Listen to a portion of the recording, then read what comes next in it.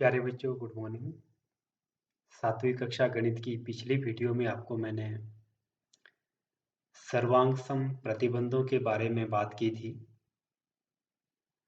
और आपको S S S सर्वांग समता, एस ए सर्वांग समता, ए एस ए सर्वांग समता और आर एच एस सर्वांग समता पर विस्तार से चर्चा की थी और इससे संबंधित प्रश्नावली के कुछ प्रश्न हमने हल किए थे। बच्चों, आपकी कक्षा से केवल 4 ही बच्चों का होमवर्क मुझे आया है। बाकी बच्चे भी होमवर्क पूरा करके भेज दें। प्यारे बच्चों, आज हम एक नया टॉपिक करने जा रहे हैं, राशियों की तुलना, जिसमें हम सबसे पहले आज प्रश्नावली 8.1 में दो राशियों के बीच अनुपात ज्ञात करेंगे। बच्चों, दो राशियों में अनुपात ज्ञात करने के लिए जो बहुत ज़रूरी बात आपको याद रखनी है वो है उन दोनों राशियों की इकाई। देखिए, एक उदाहरण से समझने की कोशिश करते हैं।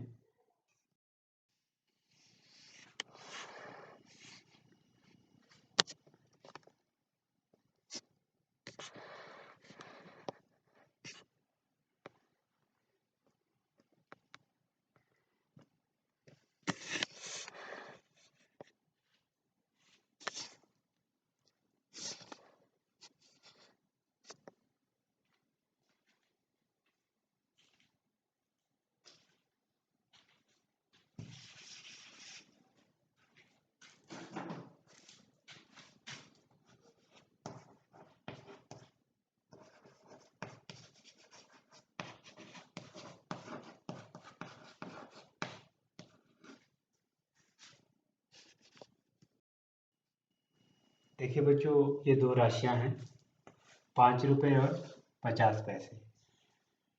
जब आप इनकी तुलना करेंगे, इनमें देखेंगे कि कौन सी राशि छोटी है और कौन सी बड़ी है। जब आप सिर्फ अंकों को देखेंगे तो आपको ये लगेगा कि 50 बड़ा है, 5 छोटा है। बच्चों, इसका मतलब ये नहीं है कि 50 पैसे 5 रुपये से बड़ा है, और होता भी नहीं है। तो बच्चों, इस तरह से हम राशियों की तुलना नहीं कर सकते। तो हमें क्या करना पड़ता है, इनकी जो इकाइयां हैं उनको बराबर करना है। यहाँ पर इकाई रुपए है, यहाँ पर इकाई पैसे है।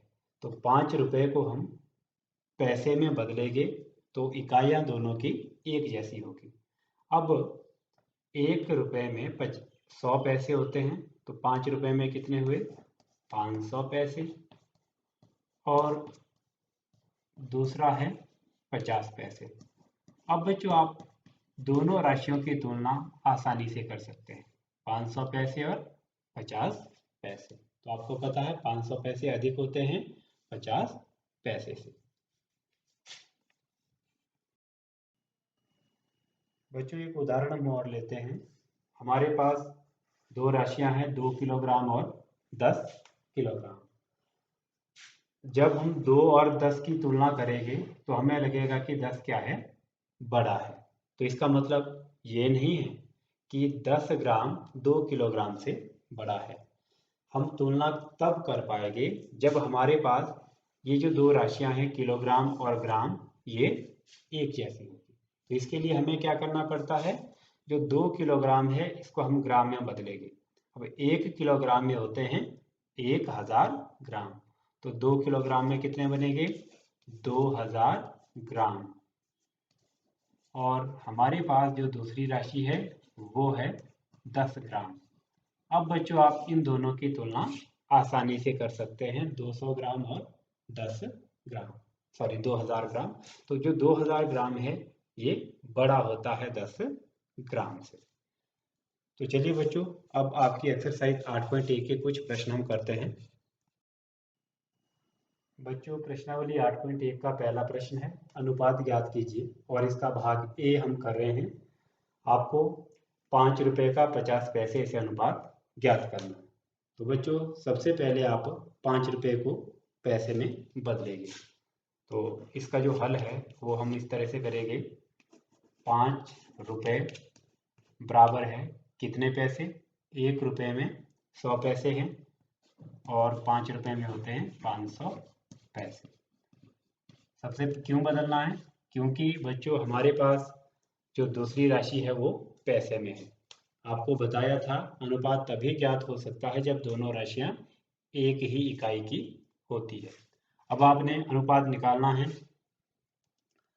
5 रुपये का 50 पैसे से अनुपात कैसे निकलेगा? 5 रुपये का 50 पैसे से अनुपात। देखिए बच्चों, 50 पैसे से जब 5 रुपये का अनुपात निकालेंगे तो हमने 5 रुपये को पैसे में बदल दिया है।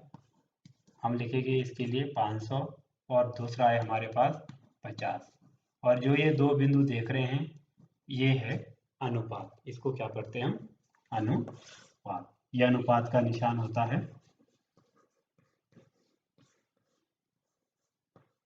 ये दो बिंदियां जैसे है की मात्रा होती है।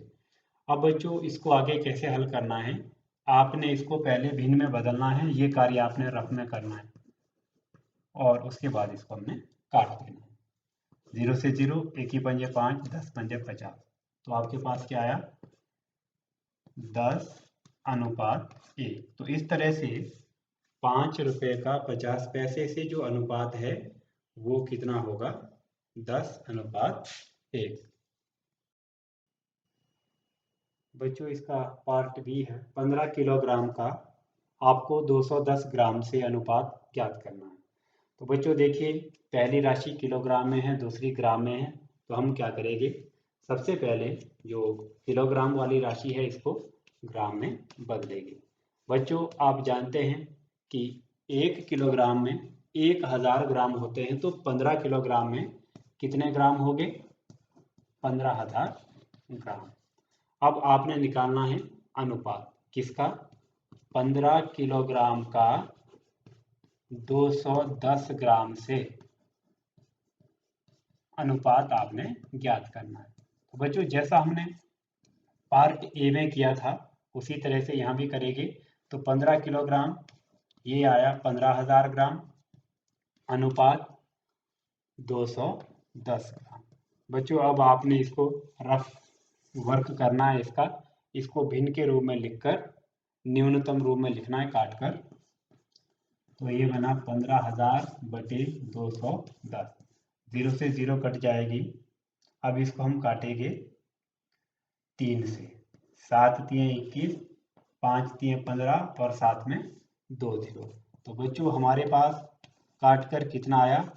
500:7। बच्चों सी में आपने 9 मीटर का 27 सेंटीमीटर से अनुपात ज्ञात करना है। तो इसके लिए हम सबसे पहले मीटर और सेंटीमीटर जो दो अलग अलग इकाइयां हैं इनको एक ही इकाई में बदलेंगे। तो बच्चों हम पहले क्या करेंगे? 9 मीटर को सेंटीमीटर में बदलेंगे। अब 1 मीटर में 100 सेंटीमीटर होते हैं, तो 9 मीटर में कितने हो गए? 900 सेंटीमीटर। अब हमने 9 मीटर का 27 सेंटीमीटर से अनुपात ज्ञात करना है। तो इसके लिए अब हम जैसे हमने पिछले दो प्रश्न ए और बी में किया उसी तरह से यहाँ भी हम करेंगे।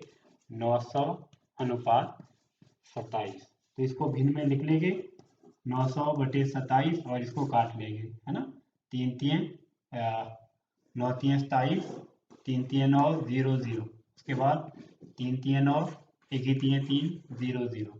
तो बच्चों काटकर ये बना 100:3।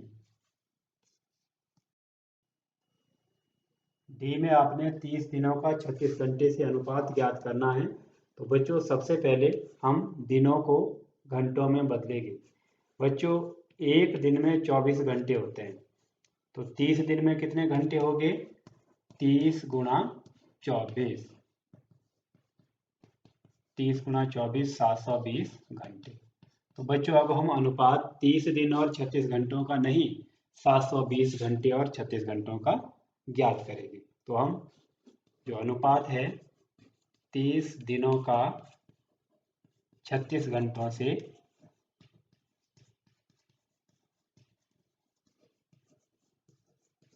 वो किस तरह से करेंगे, 720 अनुपात 36। तो बच्चों 720 और 36 को बटे में लिखकर इसको काट लेंगे। 6 छिके 36, 12 छिके 72, 1 ही छिके 6, 2 छिके 12 और साथ में है 0। तो अनुपात कितना आया, 20 अनुपात 1। तो बच्चों इस तरह से हमने प्रश्न नंबर पहले के सभी भाग करने हैं। बच्चों प्रश्न नंबर 2 है, एक कंप्यूटर प्रयोगशाला में 6 विद्यार्थियों के लिए 3 कंप्यूटर होने चाहिए। 24 विद्यार्थियों के लिए कितने कंप्यूटरों की आवश्यकता है। तो बच्चों इसको हम कैसे करेंगे, पहले हम निकालेंगे कि एक विद्यार्थी के लिए कितने कंप्यूटर की ज़रूरत है, वहाँ से हम ज्ञात करेंगे 24 विद्यार्थियों के लिए कंप्यूटरों की आवश्यकता। देखिए बच्चों 6 विद्यार्थियों के लिए कंप्यूटर कितने चाहिए, 3। तो एक विद्यार्थी के लिए कितने कंप्यूटर होने चाहिए, 3/6। और आपने निकालना है 24। एक के लिए अगर 3/6 है तो 24 के लिए कितने हो गए, 24 गुणा 3/6, 24 गुणा 3/6। बच्चों इसको आप काट लेंगे, 1 ही छिके 6, 4 छिके 24 और ये बचेगा 4 गुणा 3 बराबर है 12। तो बच्चों 24 विद्यार्थियों के लिए 12 कंप्यूटर होने चाहिए। बच्चों प्रश्न नंबर 3 में राजस्थान की जनसंख्या और उत्तर प्रदेश की जनसंख्या दी है, जो 570 लाख और 1660 लाख है। साथ में दोनों राज्यों का क्षेत्रफल राजस्थान का 300 लाख वर्ग किलोमीटर और उत्तर प्रदेश का 2 लाख वर्ग किलोमीटर है। तो बच्चों आप क्या ज्ञात करेंगे, नंबर 1, इनमें प्रति व्यक्ति पर वर्ग किलोमीटर, प्रति व्यक्ति पर वर्ग किलोमीटर कितने हैं और किस राज्य की जो जनसंख्या वो घनी है। प्रति किलोमीटर, प्रति वर्ग किलोमीटर व्यक्ति आपने ज्ञात करना है। बच्चों देखिए जो राजस्थान की जनसंख्या है वो 570 लाख है और जो राजस्थान का क्षेत्रफल है ये 3 लाख वर्ग किलोमीटर है। अब आपने ये बताना है कि 1 वर्ग किलोमीटर में राजस्थान में कितने व्यक्ति रहते हैं। प्रति वर्ग किलोमीटर व्यक्तियों की संख्या, मतलब 1 वर्ग किलोमीटर में कितने व्यक्ति हैं। कुल जनसंख्या बच्चों 570 लाख है और क्षेत्रफल 3 लाख है। तो प्रति वर्ग किलोमीटर में व्यक्तियों की संख्या होगी 570/3। इसको काट लेगा हम, 1 ही 3 3, 19 3 57 और 0, तो ये आएगा बच्चों 90। तो इस प्रकार, सॉरी 19 3 57, 190। इस प्रकार जो राजस्थान है वहाँ 1 वर्ग किलोमीटर में 190 व्यक्ति रहते हैं। इसी तरह से आप ज्ञात करेंगे उत्तर प्रदेश के लिए, फिर देखेंगे कहाँ ज़्यादा है और कहाँ कम है।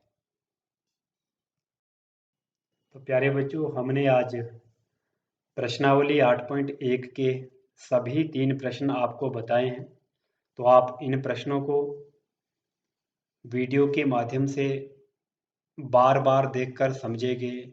जो बात आपको समझ नहीं आएगी आप मैसेज कर सकते हैं, मुझे कॉल कर सकते हैं और प्रश्नों को समझने के बाद इनको आपने अपनी जो फेयर नोटबुक है गणित की उसमें करके WhatsApp group math 7th with YPS उसमें ज़रूर भेजना है। तो प्यारे बच्चों आज के लिए इतना ही, बहुत बहुत धन्यवाद।